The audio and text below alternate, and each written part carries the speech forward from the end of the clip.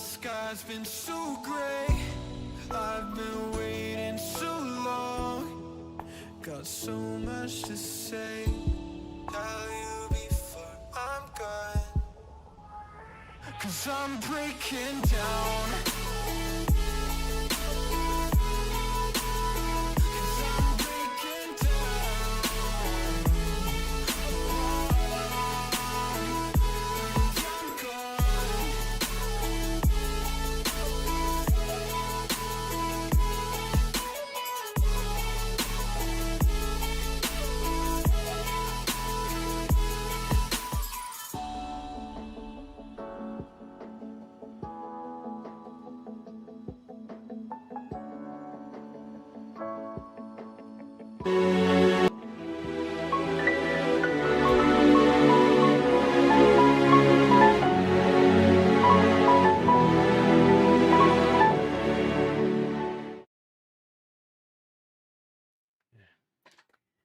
Hi everyone and welcome. I'm Alden and today I'll be speaking with Warren Munitz from Integrative Coaching about something that affects all of us, limiting beliefs. These often unseen thoughts can quietly shape how we see ourselves, how we act, and what we think we're capable of. Over the next few minutes, I'll be asking Warren 15 key questions that dig into how these beliefs are formed, how they hold us back, and what we can actually do about them. If you ever felt stuck, second-guessed yourself, or wondering why certain patterns keep repeating, you're in the right place. Let's get started. What exactly are limiting beliefs and how do they form in our early life? For example, could a child who grows up around constant conflict develop a belief that close relationships always end badly? So let's clarify. Most beliefs are limiting in some way. They're a frame, they're a structure, so they limit space. And your question around can trauma in early childhood lead to challenging relationships later on in adult life? Most definitely. In fact, that is what is the primary cause for dysfunction in relationships. Just repeat the question so I can just really clarify the answer for you. Sure. So what exactly are limiting beliefs and how do they form? How do they form in our early life? So if you take the infant coming into existence, there are no beliefs and awareness is not differentiated at all. So for the infant, the world, the people in the world, the mother and itself are not seen as separate. So the infant experiences the mother as itself, a function of itself. The world and things are not seen as separate. It's almost like a cosmic goo that's just unfolding. And over time, with sensory experience, the infant starts to create boundaries. So, for example, it might not get its needs met instantly as it did when it was in the womb. And then there's discomfort. And that discomfort leads to a sense of separation. And so that's a boundary. I'm not getting my need met immediately. So that object is not totally in my control and frustration comes in. And so this happens over time, probably the first 3 months to 3 years is that first separation individuation where the ego, that sense of self, starts to build. And those patterns impact the rest of our lives. So that pattern becomes the core of our identity.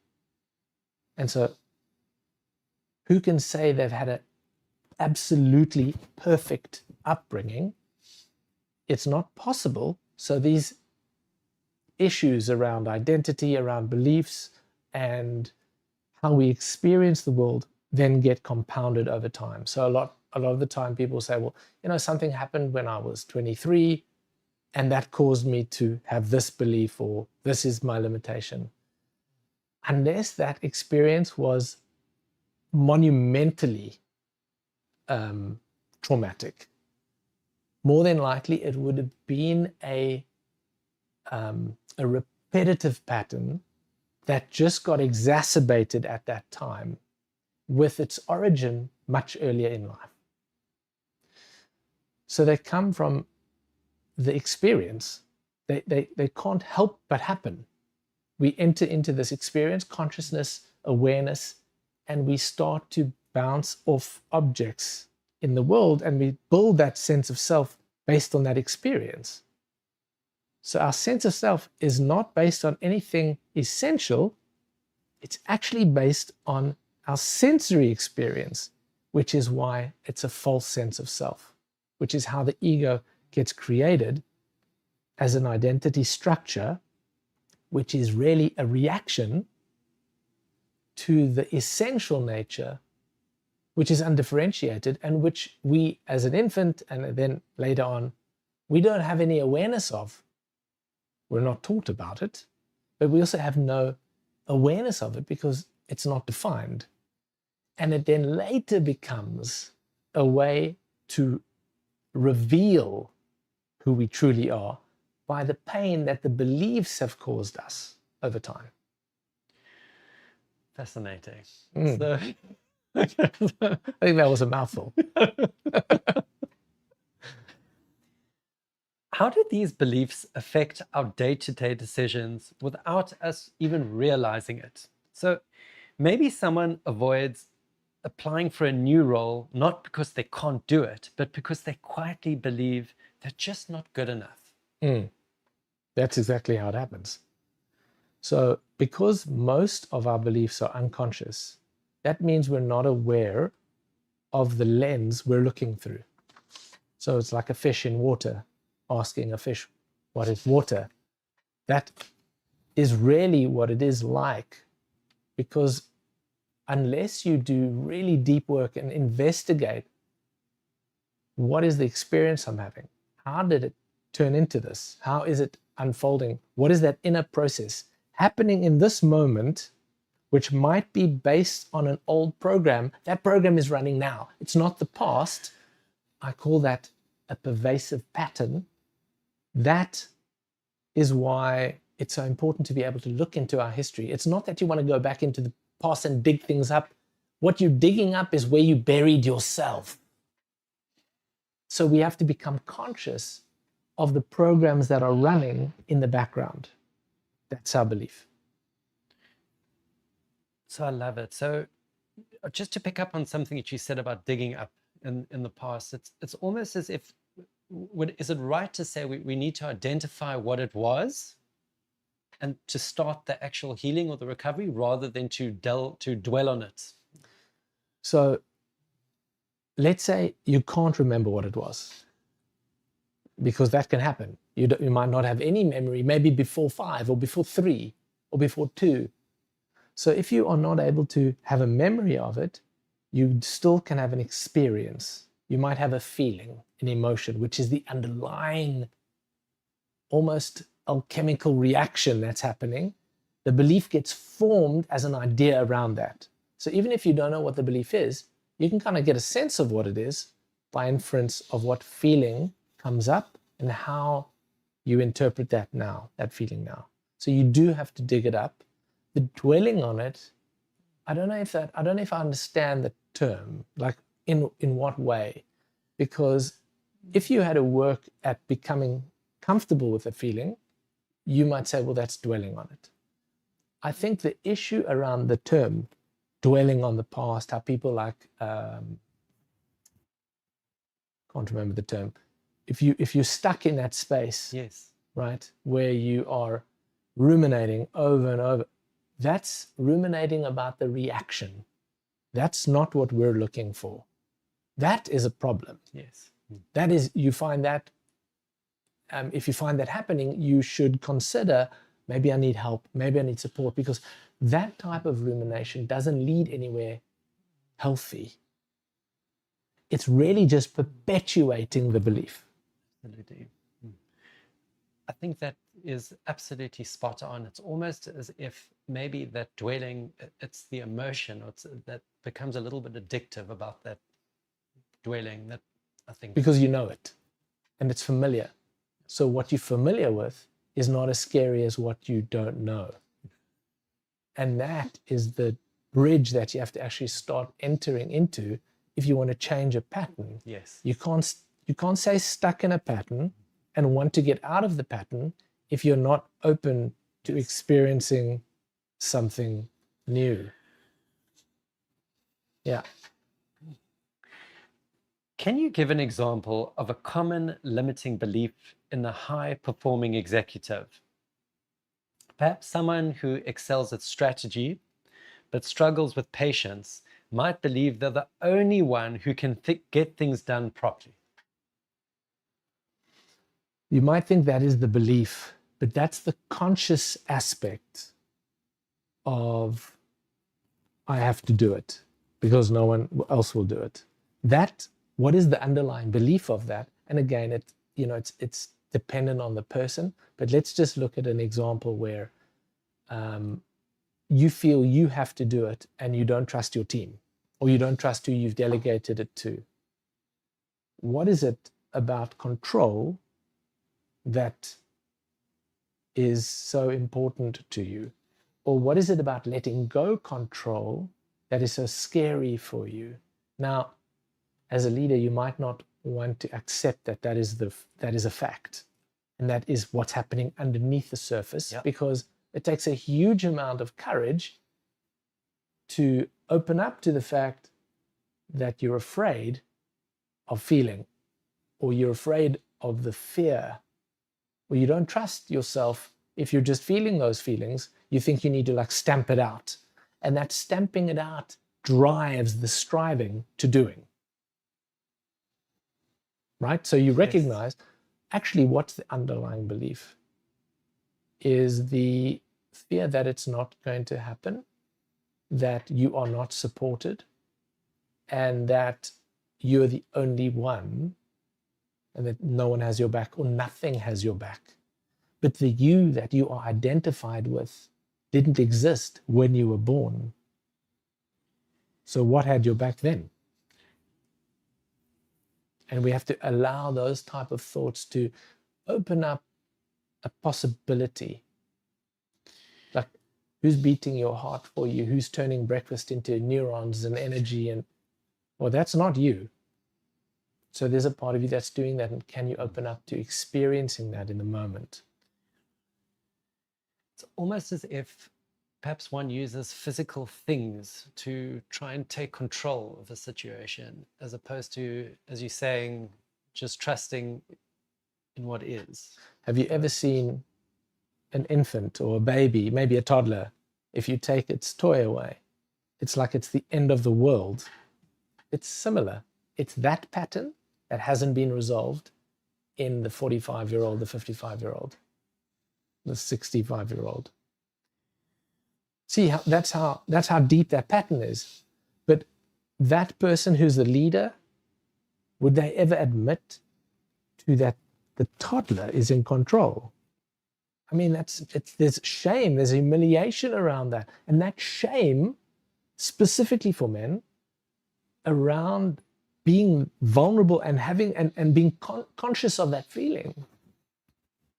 The courage that it takes to become aware of that is far greater than going into war.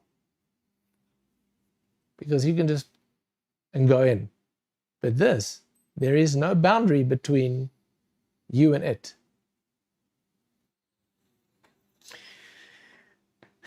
What are signs someone is being held back by a subconscious belief? Could it look like someone always falling just short of success, or feeling undeserving when things go well? Totally. It could be those patterns where you might notice that they sabotage themselves, kind of like bring them back into that mean. And then there's so many patterns that you probably see it in your life. What is that one thing, or the top 3 things that you keep aiming for and you don't achieve, or you keep wanting and you don't get.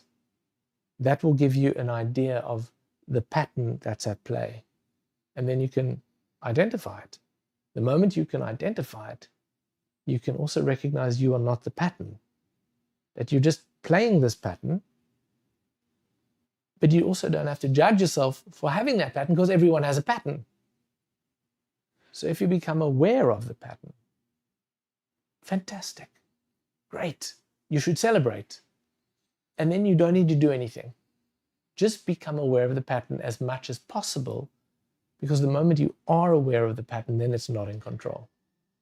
I have to interrupt you for a second. Please I do. mean, that is quite groundbreaking to realize that the pattern is actually not us. Right. It's a learned thing, or a thing that can be changed, maybe. Well, you don't need to change it. The moment you become aware of it, it starts to degrade, because it's you that's peddling it. Your essence is giving that pattern energy, because you're choosing it unconsciously. But the moment you become conscious of it and you stop, if you did nothing, the pattern would degrade over time. And then there's space. Yeah. And in space, there's creativity and opportunity. So perhaps going back to our previous question, in terms of once you can recognize it and you can realize it's not you, and thirdly, you can trust it and let it go. Yes. That would be a good process. You can almost thank it.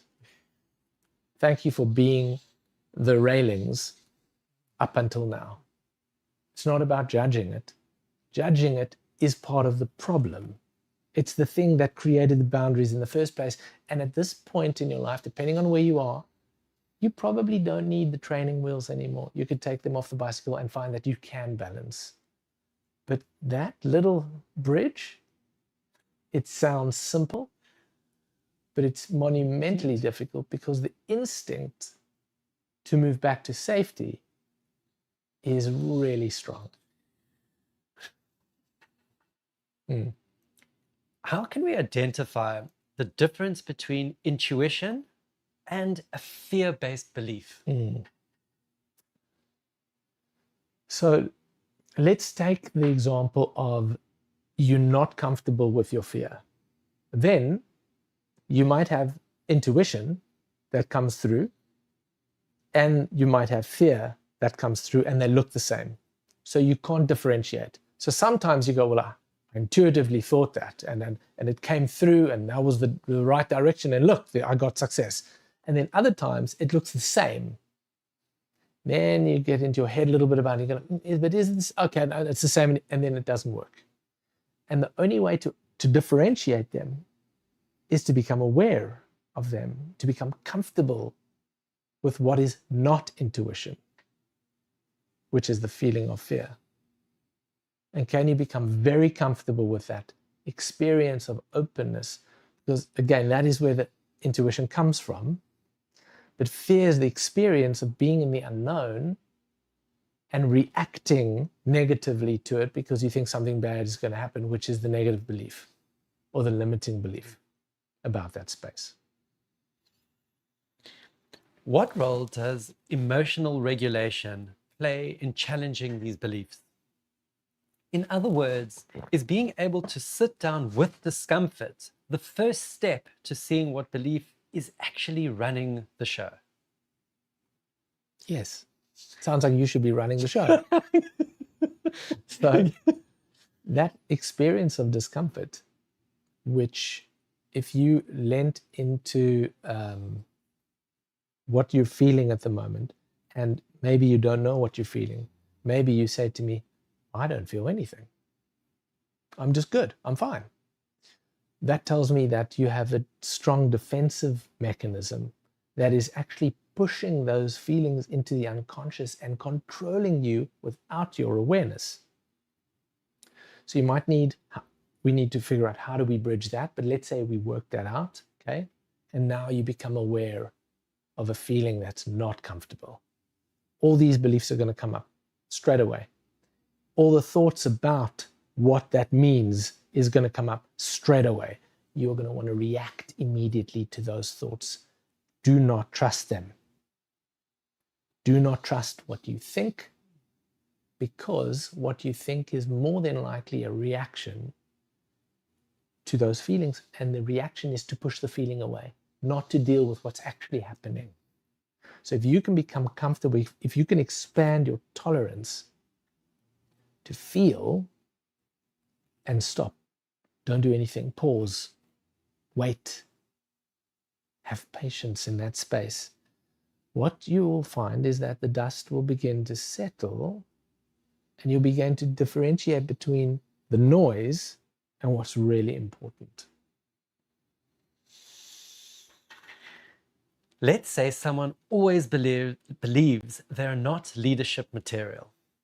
How would you start working on that belief? Maybe they constantly defer to others or avoid responsibility, even though they're fully capable. So each person is different.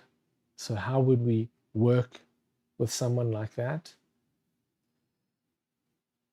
There's a journey of building trust so that that person experiences the space that they can explore what's, in quotes, unsafe for them in a safe environment, maybe for the first time. And by exploring that, we were able to become aware of what's driving the judgment of why do you think you're not a good leader. Maybe they have a history and a story about it. And can we delve into that? What happened that time that you did X, Y, and Z? And what was the feeling that was there? If you bring that memory into awareness, if it's charged, as a lot of memories are charged, you would begin to feel the discomfort, and you might say, oh, I don't want to talk about the past. I don't want to go there. No, it's over. That tells me it's not over, and it's actually running your system, because look at the reaction you're getting. And so we use that, and we would then layer by layer, in a safe cadence, delve into that experience in your psyche, because that resonance is like a very deep unconscious whisper that drives and moves you in a direction, and then you think those thoughts are yours. You're like, oh, there's original thought, I shouldn't do this. And actually, it's just fear, just unconscious reaction to a baby trauma that you had, maybe happened when you were 1. And it's just repeating the pattern. In fact, Stanislav Grof, I might have mentioned him in one of the other chats we had, speaks of the 4 birth perinatal matrices, which are 4. And the first one is in the womb. The second one is when the contractions begin and the cervix is closed. The third one is moving through the birth canal. The fourth one is birth, coming into the world. And if something happens in any of those, it's traumatic anyway. For example, there could be a bad womb. Maybe the parent is drinking, smoking. Maybe she's stressed. The second birth perinatal matrice is a no exit situation, high anxiety. The world is closing in on me. If you feel that, it might be because that was the space you were in for a long period of time. Now, consciously, you don't know that's what's happening, but as an organism, you're experiencing what's happening and it's building up. Going through the birth canal, it's both a life and death situation. I could make it, but I could die. Often there's anger and fear in those experiences. And then coming into the operating, or the birthing space, where are there lights? Is it bright? Is it noisy? Who's catching you? Are the hands cold?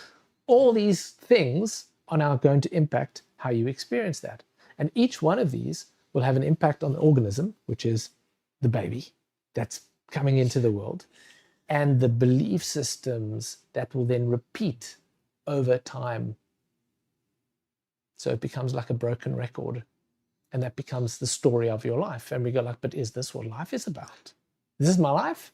Surely, why do I have this feeling that there's more? If you have that feeling, there is more, and you should look deeply into that. Is there ever a time when a belief that seems limiting is actually protective? Like when someone avoids connection because it feels safer to stay independent, could that be a protective belief? Aren't they all protective? Aren't all beliefs protective by nature? They're trying to protect you based on your experience. But are they limiting? Is it limiting your full experience of what your soul came here to explore, to understand, to experience?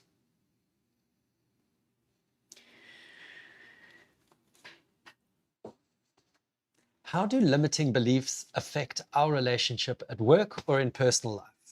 So could they show up as control issues, lack of trust, or even people-pleasing in the workplace? Just say that again. So how do limiting beliefs affect our relationships at work or in our personal life? Well, in the same way as it would, but just more intimately. So it could change the way you show up at work and connect with your colleagues, how you delegate or how you lead, how you take instruction. You could go and see your father or your mother in every comment that your boss or your manager makes to you, and then you think that is them being controlling, or that they're being how many different stories can there be? And really, you're just repeating a pattern that you have with your mom or dad. Does that happen in your intimate relationships? Yes. Your friends? Yes. Absolutely. Can limiting beliefs be completely removed, or are they something we learn to work around? What does that mean? I take it we wouldn't want... Protective beliefs might serve a purpose, but limiting beliefs maybe are not so good. Right. So let's talk about a protective belief. Okay. Look twice before crossing the road. Okay. Right? So that's a belief that was instilled in you when you were a kid, so you don't get knocked over. So then every road you get to, you look twice. I mean, probably it's a good idea. Yeah. Yeah. What is the belief? You'd get knocked over. You might want someone to cross the road with. You might want someone to hold hands with and cross the road, and you can't do it yourself. And so they adjust. So, so those type of beliefs. But the other one you're saying is limiting beliefs. Yes. Again, they're all limiting in a way. Some are useful and some are not useful. So what's the question? So I think, do you know what? I think it might be in the English. I think maybe it's about... But language, think about this for a moment. Language, when you say it might be in the English, language is the structure it's the building blocks of the belief. Because if we didn't have language, there would be no structure. Agreed. Okay. For me, it's about whether a belief is useful or if it's not useful. It's a bridge. At some point, you cross the bridge and you keep going. Once you've crossed the bridge, you don't need to carry it with you. No, belief's there for other people to cross. How do techniques like journaling or somatic awareness help rewire old beliefs? I mean, are these tools a way to bring hidden beliefs into awareness and create some space around them? Definitely. So I would say journaling and somatic awareness are probably the two most profound exercises and practices you should do for the rest of your life. Why? Because journaling allows for that almost coherent writing so that you are making sense of what's actually in your head, maybe in the unconscious. You might write something, journaling, free writing, and get to a point where you read something and you can't believe what you just wrote. You go, I can't believe I believe this because I just wrote it. Where did it come from? And so that allows us to become aware of what is actually happening mentally. And a lot of the time, our thoughts are not really coherent. So a lot of the time, the thought can be half-baked, then you jump to another thought and another thought and another thought, you have 50 thoughts happening at the same time, but actually if you put them on paper, you would see that they're not logical in any sense, that some thoughts are half-baked and not finished. And yet you took it as a fact. So by writing it out, you change story and fact, and you start to separate. And also by writing it out, you start to begin experiencing what certain thoughts bring up for you. Somatic awareness allows you to connect with where the experience is happening in your body, which is what the belief is suppressing. So the belief happens as a way in which to fence off certain feelings because they were deemed uncomfortable or dangerous. But as an adult, those are just feelings. They can't be dangerous anymore. So you must allow your nervous system to expand its capacity to feel all the feelings so that they are not in control of you anymore. It's fascinating. So I'm glad. Warren, how can executive coaching accelerate this kind of internal transformation? And especially for leaders who really slow down, is coaching a way to safely pause and reframe what's really going on? Totally. And you did you mean, or did you say rarely? They rarely slow down because they never slow down. Yes. Right. Yes. Okay. So coaching becomes that space where it can act at multiple levels. So depending on what level of self-awareness the client has, we might just be a sounding board for them, which is in a way a deeper version of journaling, because the coach can ask questions around what the client is saying and then bring awareness into using questions, into what's happening for them.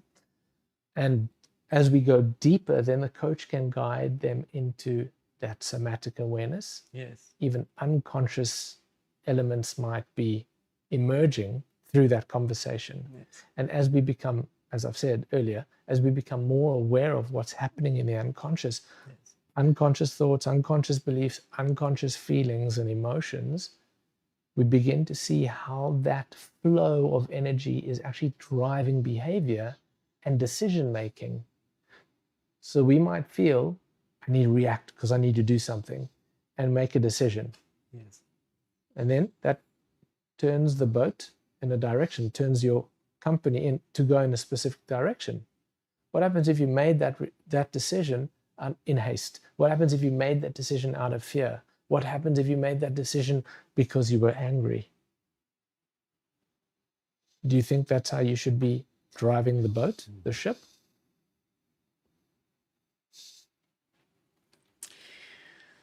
One more question, please. So, what's one simple practical step someone can take this week to start shifting a belief that's holding them back? Even something small like writing down the belief and asking if it's true. Yeah, that's a great one. The first thing is to become aware of your beliefs.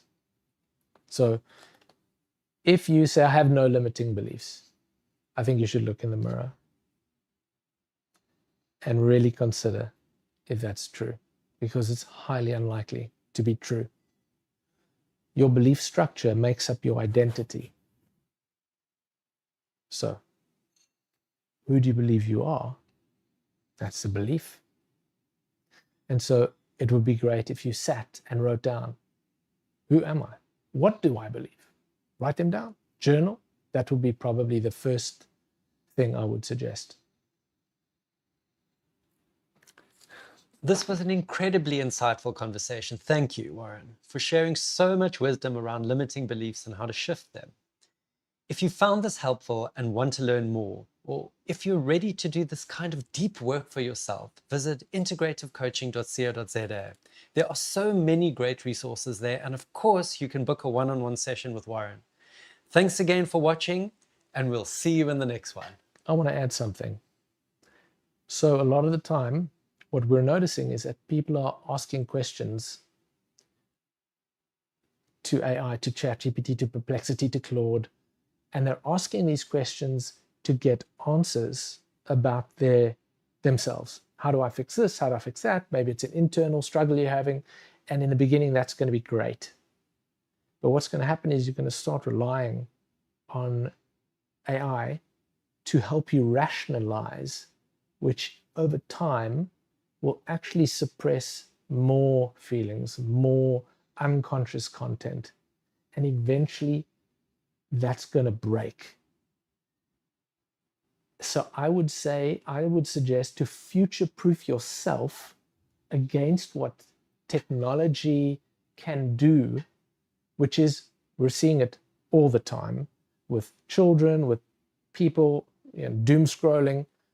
How do we future-proof ourselves against technology so we can still use it as a tool and effectively into the future by maintaining our humanity, by maintaining our deep awareness with self? That's key. So thanks very much for listening, and I'll see you next time.